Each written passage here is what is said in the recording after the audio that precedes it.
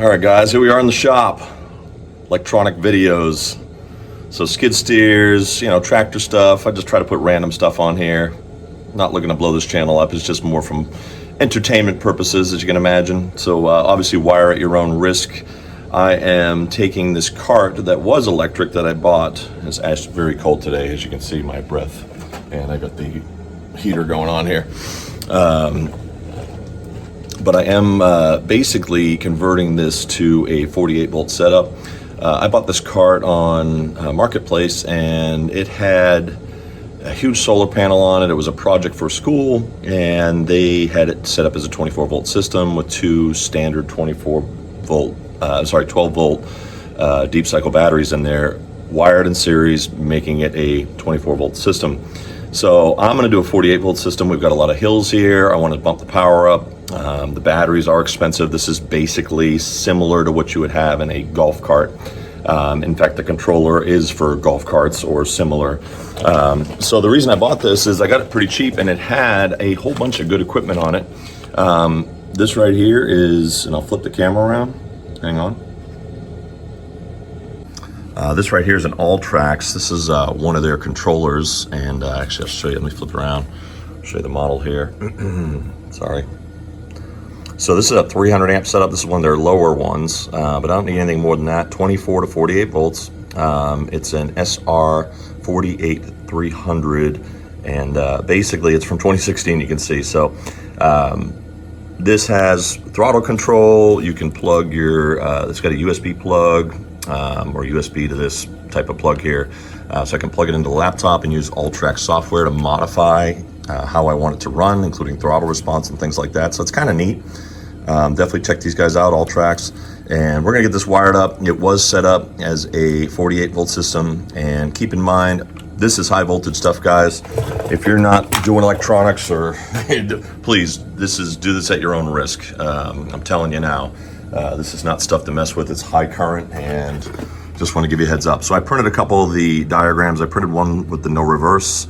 You can find these on generally their websites, or if you just Google the alltrax model number, you'll see these will pull up, and it tells you over here. I've made some notes. Let's try a different lens. There we go.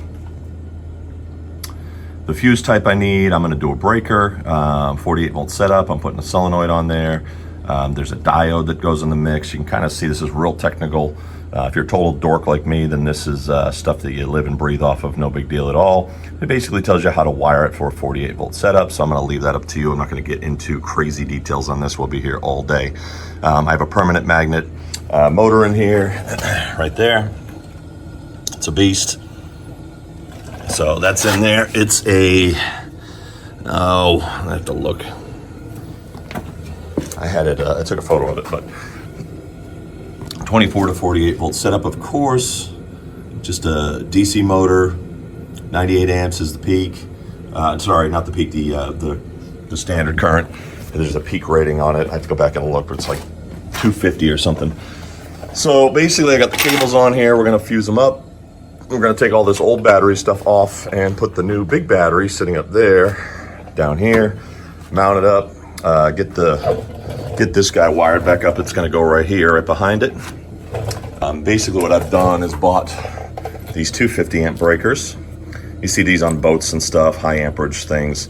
And it's nice, if they trip, you can just reset them. You don't have to go try to find a fuse, which is a total headache. So I've got that as well. I am running lights on this, but I'm running an auxiliary battery up front for that, 12 volt. All the lights on this thing are 12 volt, and they don't need to last for a long time. I don't know how long this is gonna last. I haven't done the math, but we're gonna kind of play with it because I don't know exactly what it's gonna weigh.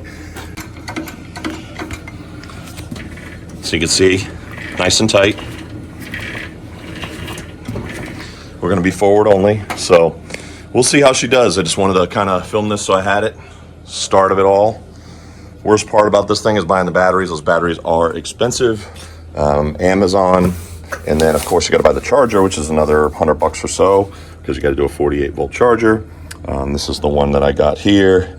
Definitely one of the more popular ones for sure on Amazon. So feel free to take a look at that. I'm gonna charge it up. We'll open this thing up, see what's going on. Of course, you could go and wire a bunch of 12 volt, these guys together.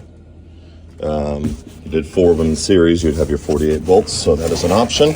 I don't know how much money it would save you. From what I looked at, it wasn't that much better. And I really like this all-in-one in this sealed box here. To me, it's going to be safer for mounting on the back of this thing. And I do have to figure out a way to mount it, so we're not exactly sure. I've entertained leaving it in the foam just so it has some cushion around it. So I'm going to kind of work on that, and we'll move on. All right, for all you nerds like me, here it is. Kind of sits right there. I don't really have a better location. Obviously, I'd love it to be lower. I understand the logic of that and having it down low to the ground, but it's a pretty big battery, and I want it to be upright. So we're gonna figure out a way to get a bracket on here and get it mounted. It's heavy. It's not as heavy as 4 deep cycle batteries, but it's definitely heavy. So we'll play around with it here and see how we can get it mounted and make it work. All right, after a few broken chains, a couple modifications. Got our 250 amp fuse on there for protection, breaker I should say. We got a new, or old I should say, we're gonna see how this chain tensioner works. But as you can see, it's nice and tight on there. There's our new solenoid, diodes and resistors in the right place, 50 amp hour battery, essentially a 48 volt setup. And our test pilot. You ready, buddy? Gotta get your helmet on.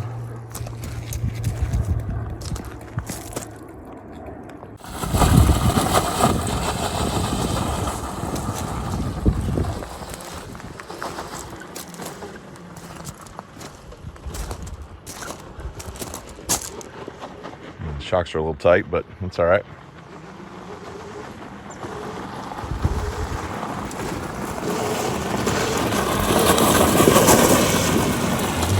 That thing moves. Way better. It's a little muddy up there. But it's climbing the hill, which it did not do, or didn't like to do it on the 24 volt setup. So on the 48, it's way better, guys. If you guys are watching this and kind of modding your cart, once again, do this at your own risk. We have done new brakes on it. Got a cage, of course. Got mud flying everywhere.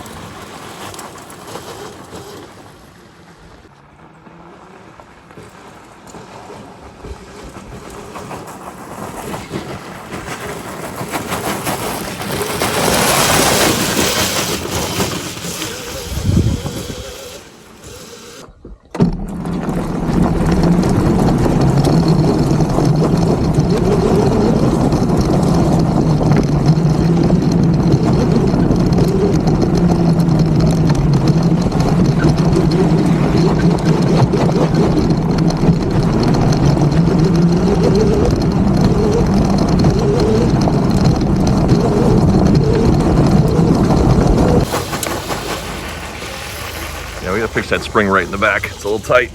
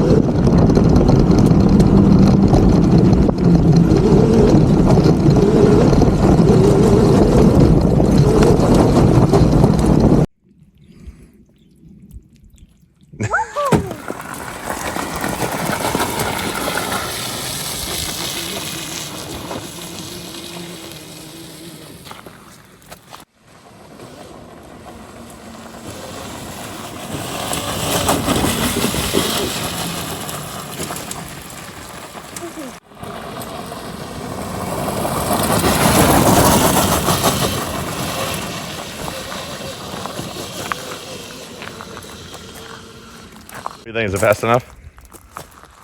Yeah. It's a little muddy in there. It's holding up good. I love it. That chain tensioner is gold. And loosened up. Is it less bouncy? Oh, yeah. Yeah. Except Well, for when I went down the hill. we adjusted the coils in the back so it's less bouncy and it's not so tight back there.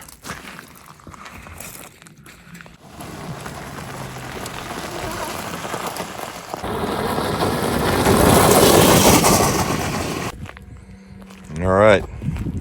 Held up good. Controller's got a little dirt in there. We're going to clean that out. That's probably the only negative with, you know.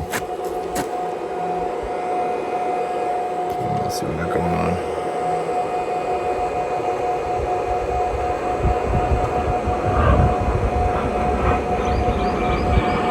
Showing still 80%. Just giving it a little break here.